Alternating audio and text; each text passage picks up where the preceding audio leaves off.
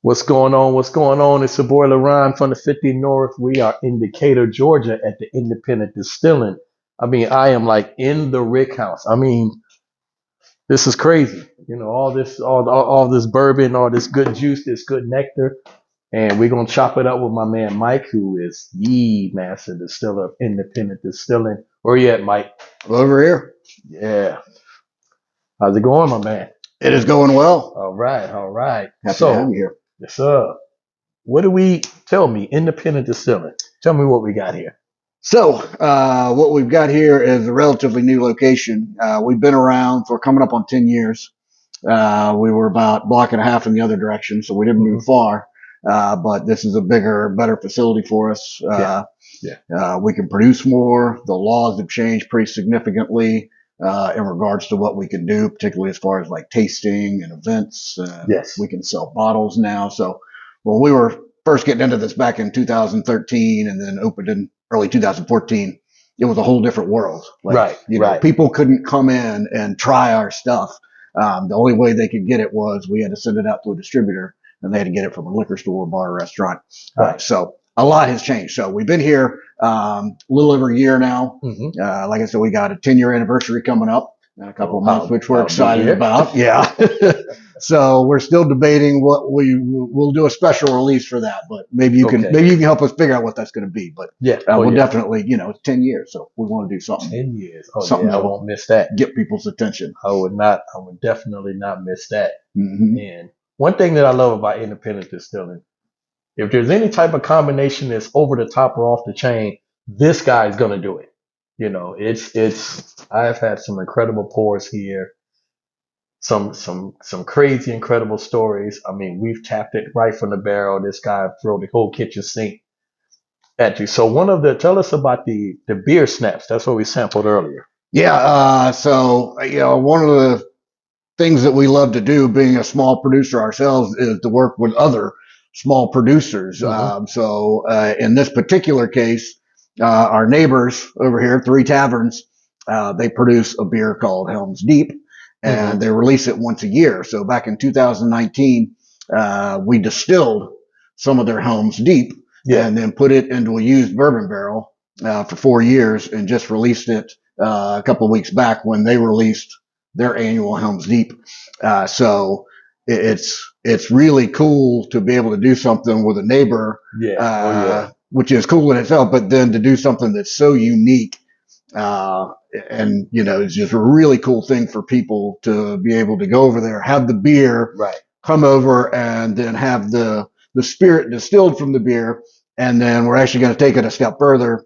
We're going to send them the barrel that we aged the beer in back over, and then they can put beer to that barrel. So you'll have beer aged in a barrel that held the spirit that was made from that beer. So it's cool. These are some of the cool things that we can do that, that's part of the fun of being small. There's a few upsides to being small. There's not that many, but stuff like that, being able to do really cool, unique stuff, is a lot of fun, and hopefully it's fun for us, but hopefully it's fun for other folks as well. Yeah. The first thing I tried here was a rye Hellbender.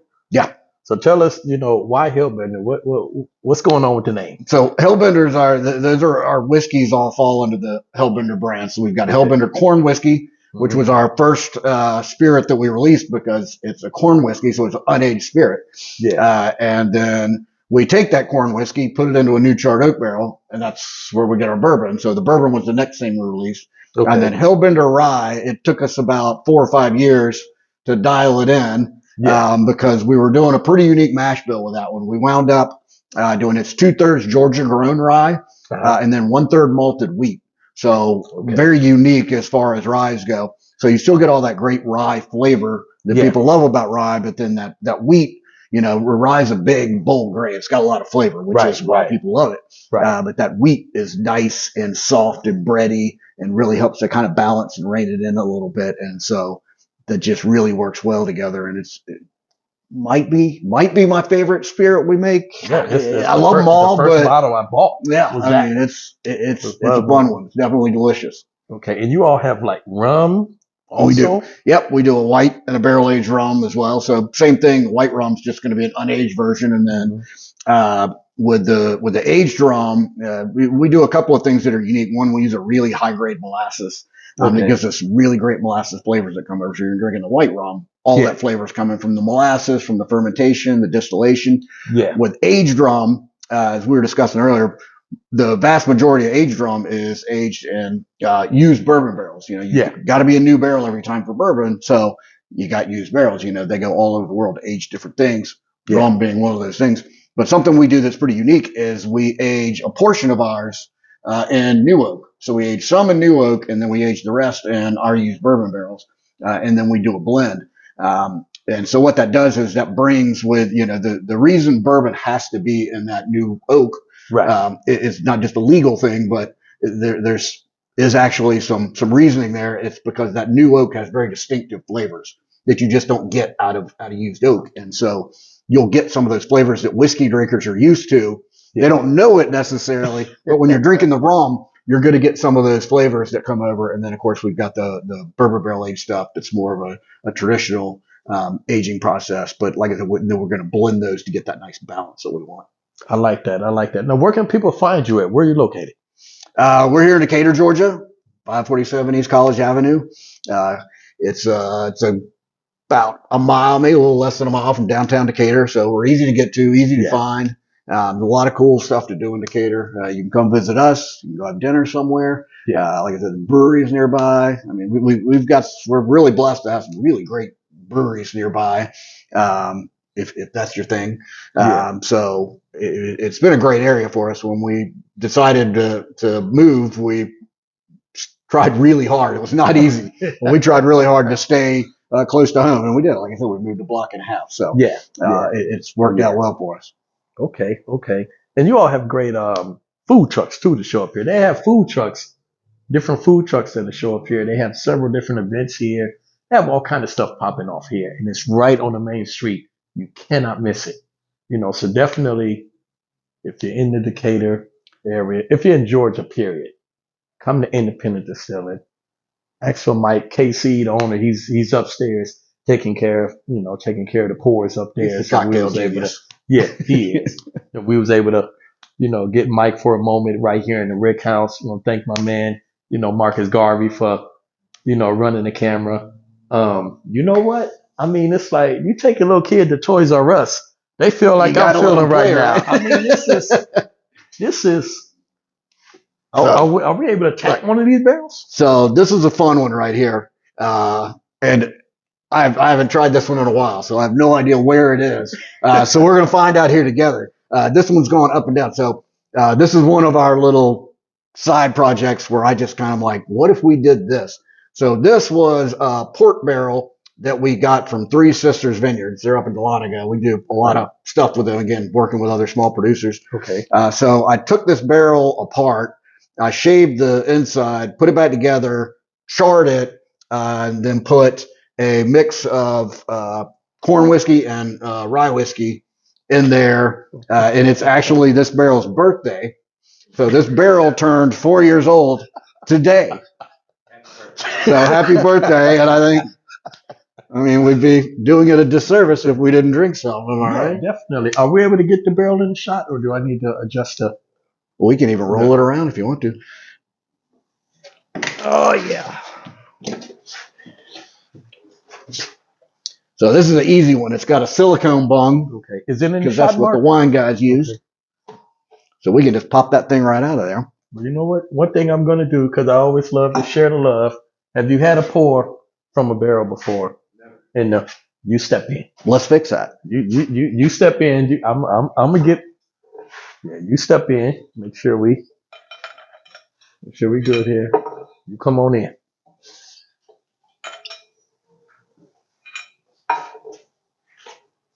Oh, that's for you. Let me get you next. So you can see when I'm pulling this out, we've lost a fair amount. The Georgia heat takes its toll. So this is a full barrel, and you can see it's dropped. Wow, quite a bit. Wow. What's the average percentage of a barrel that you might lose to? So on average, in about 2 years, we've lost about 20%. I just moved a almost 9-year-old whiskey into another port barrel a few months back, and I'd lost about 35% on that one. So it's pretty significant. On this thing, what's the proof on this baby? It went in at about I believe 108, but it most likely has gone up, and that's because as that evaporation is happening, that loss, we're getting. What can you do to abate the loss a little bit? You don't necessarily want to, so that's just part of the process. In a warmer climate, you're going to get mature spirit faster. That's one of the main differences between the bourbon coming out of Kentucky is generally speaking quite a bit younger than say whiskey coming out of Scotland. That's because they have a totally different climate. It's cool, it's damp, and so they're going to need to age for longer periods of time. Whereas we get all these, Kentucky's pretty similar to us in that, it can get really hot, it can get really cold. And so those swings are a big part of it's where you're getting the interaction with the spirits in the wood. So, when we get in January and, it'll get up to 70 on some freaky day, and then it'll go down and it's going to be 16 next week, supposedly. Yeah. Those temperature swings are going to get that barrel to breathe and squeeze that spirit in and out as it expands and contracts. Try this, man. This is beautiful.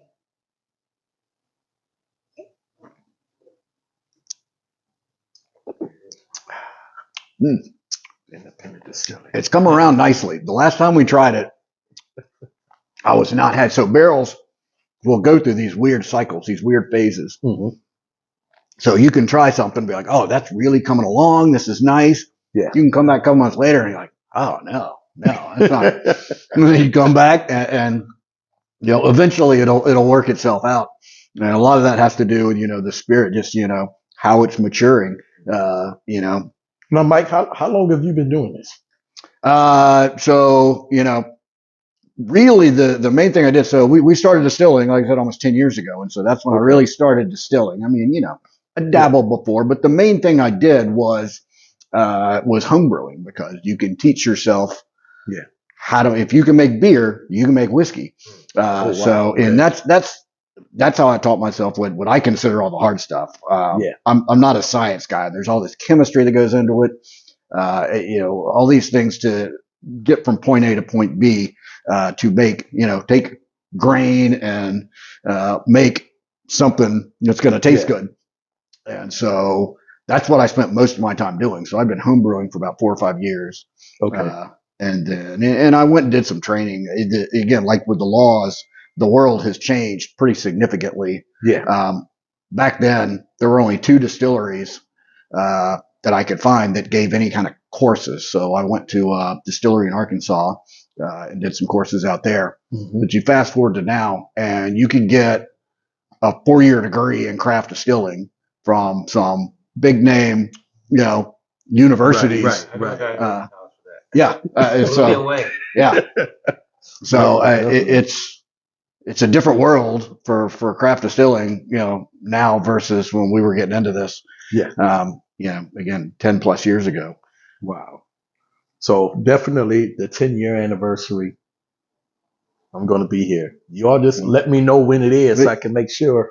We got to figure that out. Sure. We always, we kind of push it a little bit. It's really more like February, March, but the weather is always better in April. And we decided it's our anniversary, so we can pick whenever it is. As long as it's within that year. Exactly. Exactly. So, we got to settle in on the date and start to plan. I mean, we've already been talking about what we want to release, but we haven't completely decided yet. So this is wonderful. This is cool to get it straight from the barrel, from the guy that. So you tackled beer first before you started whiskey? Yeah. Again, that's. What was the best style of beer that you made? I don't know if it was necessarily my best, but my favorite was a rye IPA. And of course, that's because I was getting myself used to working with rye.